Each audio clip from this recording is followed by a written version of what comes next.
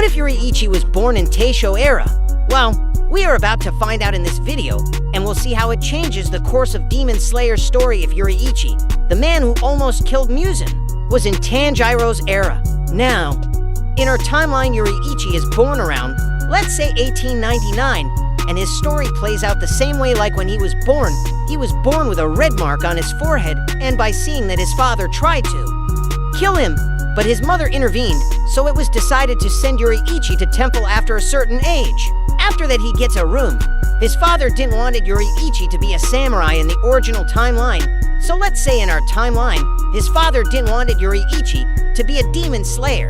Now, as the time passed, Yoriichi and his older brother Michikatsu, who was some years older than Yoriichi, would sneak into Yoriichi's room to play, and one day Michikatsu gave Yoriichi a flute just like he did in the original timeline.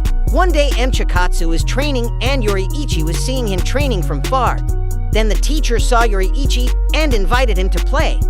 But when Yoriichi took wooden sword, he jumps and strike blows to teacher, and the teacher was knocked out pretty easily.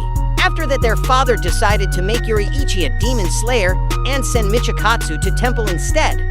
Then Michikatsu got the Yoriichi treatment. After some days, Yoriichi's mother dies due to her illness. Yoriichi runs from his home to temple. But he never goes to temple instead. He runs for 1.5 days straight, not stopping in between, and there he finds a girl collecting tadpole. Her name was Yuta. She was of Yoriichi's age. She said her family died in a plague, and she was alone and starving. Then Yoriichi decides to go home with her. 10 years passes just like that. Yoriichi and Yuta were having a baby. So Yoriichi decides to go and collect midwife to deliver the baby. But at road, he stumbles upon an old guy. Yoriichi helps him and gets late, and when he reaches home, he saw his wife dead along with their unborn child. And remind you, Yoriichi could enter the see-through world since childhood, so he saw his child, and that broke him. He sat there, Yuta in his arms, for 10 days straight. Man, this story is sad, really. Now, we are in Taisho era, and in canon storyline, Rengoku's ancestor finds Yoriichi. But in this timeline, Kyojuro Rengoku finds Yoriichi and helps him bury Yuta. After that, Yoriichi decides to join Demon Slayer Corps. At one mission, he finds Michikatsu, who is cornered by a demon, so Yoriichi slays that demon and helps his brother. But Michikatsu envies Yoriichi. He left his family and joins Demon Slayer Corps.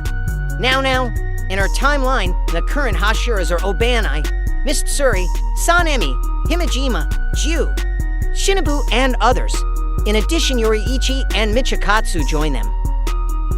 All Hashiras has other breathing techniques, and Yoriichi got sun breathing, so seeing all that, Michikatsu creates his own moon breathing. Tanjiro's story would play out the same, where his sister gets into a demon, and they stumble upon Ju and all that. After all this, when Tanjiro, after mountain mission, was taken to Yubuyashiki Mansion, there all the Hashiras were sitting in addition of Yoriichi and Michikatsu. Kagaya Yubuyashiki says that they will not kill Tanjiro's sister, but if she attacks or eats any human, they will kill her. After this, in rehabilitation training arc, all the things lay out same they train and all that. In Mugen Train arc, this time we'll send Yoriichi instead of Rengoku for not see donut. In the train, they meet properly Kamado Scott and Yoriichi, who was sitting quietly. After a while, they all were put in a dream by Enmu. Nezoku headbutts Inosuke, and Inosuke wakes up. Tanjiro figures out and kills himself repeatedly in the dream. Yoriichi breaks through the dream. Now, Yoriichi goes after Enmu. Meanwhile, Tanjiro, Inosuke, and sleeping Zenitsu fight against other demons. Yoriichi enters the see-through world and kills Enmu like it's nothing.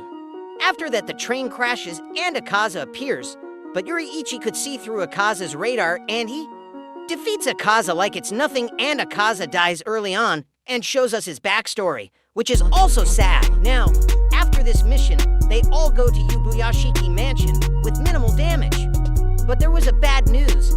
Michikatsu, the Moon Hashira, became a demon and kills Kagaya Yubuyashiki and Amain and takes their head to Muzan to show his allegiance. This was the turning point. Without Kagaya, everything will feel unorganized, but let's see what happens. Other Hashiras tell Kiryu, the new head of Yubuyashiki, to kill Yoriichi instead of Michikatsu. But Yoriichi was sitting quietly. Curious seeing everything just suspends Yoriichi, but he remembers his father's dream to defeat Muzan, and he knew Yoriichi was the strongest, so he could not just suspend Yoriichi. After a long discussion, they decide to not suspend Yoriichi. Some Hashiras were not happy by this decision, but this was final. Some Hashira felt sorry for Yoriichi and some enraged. In Entertainment District Dark, as there is no Hinakami Kagura, Tanjiro picks up sun breathing, the strongest breathing from Yoriichi after he sees how easily it killed Akaza. And at last Tengen holds Gyutaro, and Tanjiro tries his first sun breathing move to kill Gyutaro. It killed Gyutaro easily, and meanwhile sleeping Zenitsu and Inosuke cut head of Daki. But Tanjiro was lying on the ground like a corpse. His body couldn't handle sun breathing. But Nezoku and plot armor heal Tanjiro. And Nezoku heals poison Tengen. After hearing that Tanjiro tried to perform sun breathing against Gyutaro, and did, but his body couldn't hold it. Yoriichi goes at hospital to meet Tanjiro, where he tells Tanjiro about sun breathing and its techniques. Yoriichi even offers Tanjiro if he wants to learn sun breathing from him. Tanjiro takes that. And after recovering, Yoriichi teaches sun breathing to Tanjiro, but there is a whole training arc for Tanjiro to make sure his body could handle sun breathing. Yoriichi even tells Tanjiro about see-through world, and after enough training, Tanjiro now could enter the see-through world and can perform some moves of sun breathing. Tanjiro even unlocks his Demon Slayer mark like Yoriichi, and Yoriichi was surprised by seeing that.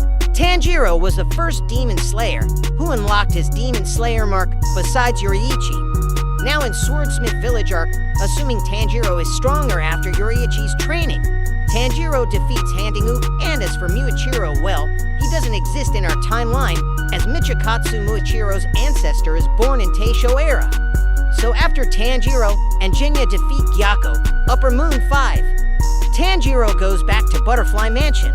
Now comes the Hashira training arc, and all Hashiras trains Demon Slayers, all of them. But Sun Hashira teaches them about see-through worlds and swordsmanship, as Muichiro doesn't exist in our timeline, and as that Hashira training arc comes to an end. Now comes the Infinity Castle arc, which is way different, as Kagaya is already dead. Muzan never comes to Yubuyashiki Mansion or a farming. Instead, he visits Yoriichi, as he knew Yoriichi was stronger, but he needed to see just how strong. Yoriichi could see Muzan got 5 brains and 7 hearts. Yoriichi wasting no time attacks, then all other Hashiras attack as well. They knew Muzan would come after Yoriichi, thy biggest threat to Muzan. Before anything, Kokishibo comes and protects Muzan. He knew the threat Yoriichi possessed. Yoriichi tells Kokishibo that he still loves him, then proceeds to kill Kokishibo in one slice. Seeing that Muzan got very scared and panic, he teleports all Demon Slayer and all Hashiras to Infinity Castle. In Infinity Castle, Yoriichi senses whereabouts of Muzan and runs there. Meanwhile, other Hashiras defeat other demons. Now, Ju and Tanjiro stumble upon Doma, and after intense battle they finally kill Doma, but they got somewhat exhausted. Now, all Upper Moon demons are dead, and Muzan got PTSD seeing how strong Yoriichi is. He tells Nakimi to keep changing his whereabouts to fool Yoriichi.